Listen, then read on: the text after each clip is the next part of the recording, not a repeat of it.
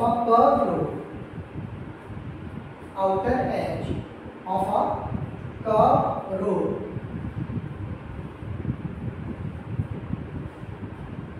above its inner edge, above its inner edge, above its inner edge is called the banking of road. Is called banking of road. Simple banking of road का कहने का मतलब क्या है, जो outer as होगा, बाहर वाली साइड होगी, वो थोड़ी सी क्या हो जाती है, रेज होती है, ठीक है। और यहाँ पे तुम देख सकते हो, यहाँ पे एक एंगल बन रहा है, ठीक है, यहाँ पे क्या बन रहा है, एक एंगल बन रहा है, तो इस एंगल को हम क्या बोलते हैं, एंगल ऑफ बैंकिंग। क्या बोलते हैं इसको, एंगल ऑफ बैंकिंग। क्या बोलेंगे हम इसको, एंगल ऑफ बैंकिंग।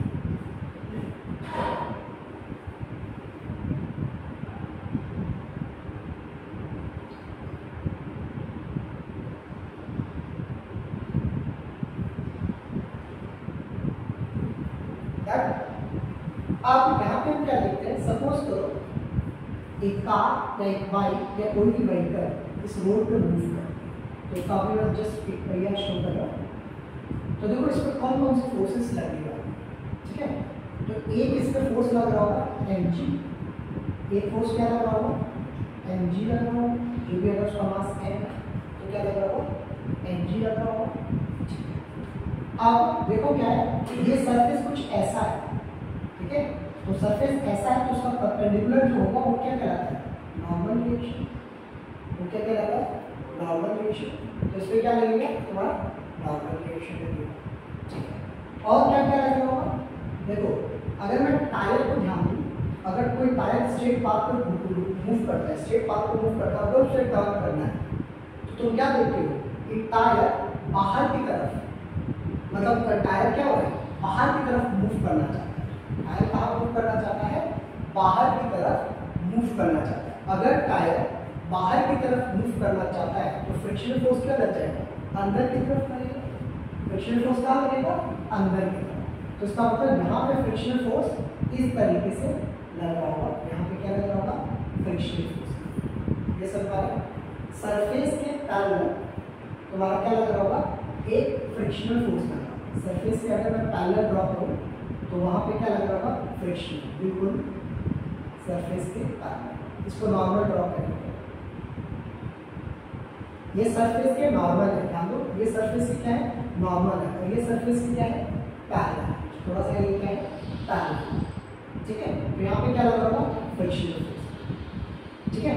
तो अगर आप ध्यान दो, अगर ये एंगल थीटा है तो हम क्या कर सकते हैं, इसको भी दो कंपोनेंट में बांट सकते हैं, इनको भी क्या कर सकते हैं, दो कंपोनेंट में बांट सकते हैं। हमने रेक्टेंगुलर कंपोनेंट का फैक्टर में पढ़ा है, एक सिंगल फैक्टर को हम क्या कर सकते हैं, दो कंपोनेंट में बांट सकते हैं। एक कॉस कंपोनेंट होता है और एक क्या होता है तुम्हारा, साइन कंपोनेंट होता है, ठीक है।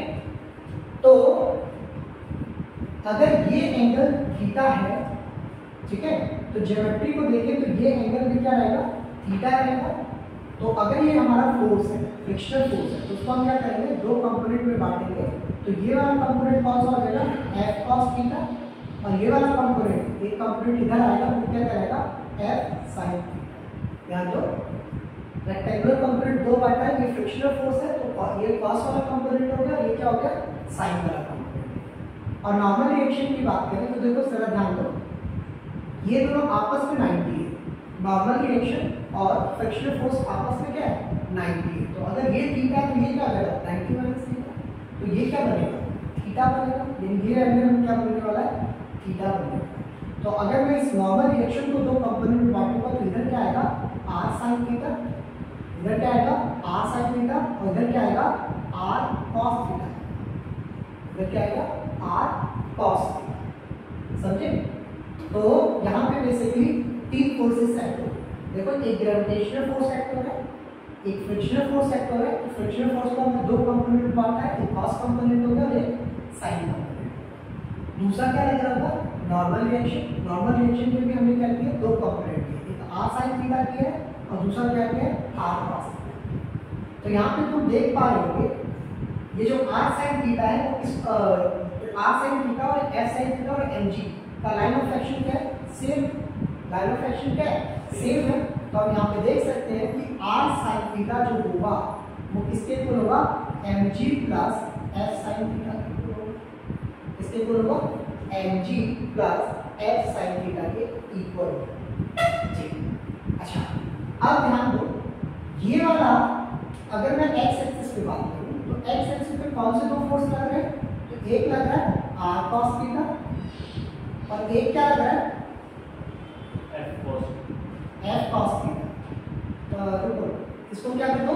आर कॉस थीटा होगा है, जिसके साथ थीटा होता है उसके साथ कॉस कंपोनेंट होता है, तो ये क्या हो जाएगा? Sine theta. तो वहां पे क्या लिख लो? आर कॉस थीटा लिख लो। इसको थोड़ा चेंज करो, ये थीटा है तो ये कौन सा कंपोनेंट हो जाएगा? कॉस कंपोनेंट, और ये क्या हो जाएगा? Sign component. तो आर तुम्हारा क्या हो जाएगा? R sine theta plus F cos theta.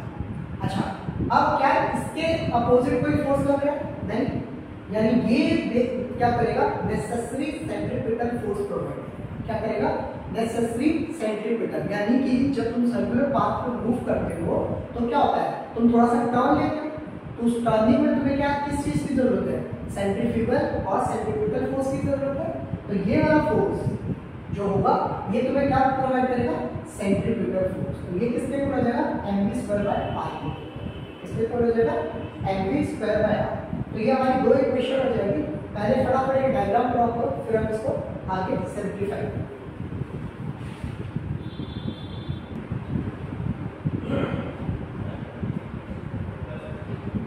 पहले इसको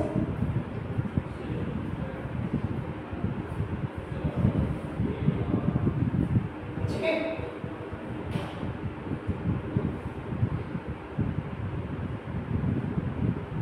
अब ये जो इक्वेशन 1 है इसको जरा अगर थोड़ा और ध्यान से देखो तो ये किसके इक्वल होगा? r cos theta minus s sin theta equal to में क्या हो जाएगा?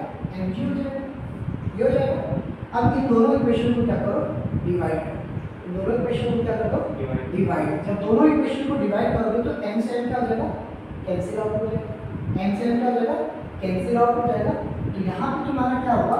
v²/r। और यहाँ हमने क्या किया?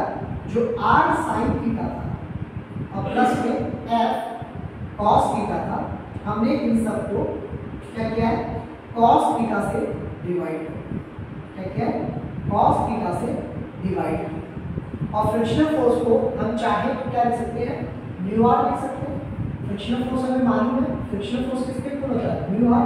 म्यू को क्या बोलते हैं? Coefficient of reaction. तो ये क्या हो जाएगा? Mu R. और यहाँ पे डिनोमिनेटर में भी हमने क्या किया है? न्यूमरेटर में अगर cos से डिवाइड किया है तो डिनोमिनेटर में भी क्या करना पड़ेगा? cos से डिवाइड करना पड़ेगा। तो देखो जब cos से डिवाइड करेंगे तो हमारे पास देखो क्या होगा? ये cos से ये वाला cos कैंसिल हो जाएगा, इस वाले cos से ये वाला cos कैंसिल हो जाएगा। ये क्या बन जाएगा? tan थीटा बन जाएगा, r tan थीटा। और ये क्या हो जाएगा? म्यू r बन जाएगा। ये क्या बन जाएगा? r।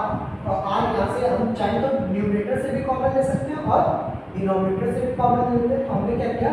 न्यूमरेटर से जब r को कॉमन लिया, न्यूमरेटर से जब हमने r को कॉमन लिया तो देखो हमारा रिलेशन क्या आ जाएगा? v²/rg जो होगा वो किसके इक्वल होगा? r कॉमन ले लिया तो ये क्या बन गया? tan थीटा प्लस में म्यू। और डिनोमिनेटर में अगर हम बात करें तो यहाँ पे क्या आ जाएगा? यहाँ भी r कॉमन आ गया तो किसके इक्वल हो जाएगा? 1 v² इस तरफ आएगा तो rg भी क्या आएगा हमारा?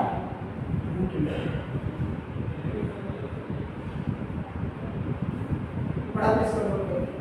rg ध्यान दो क्या रहेगा? रूट में रहेगा।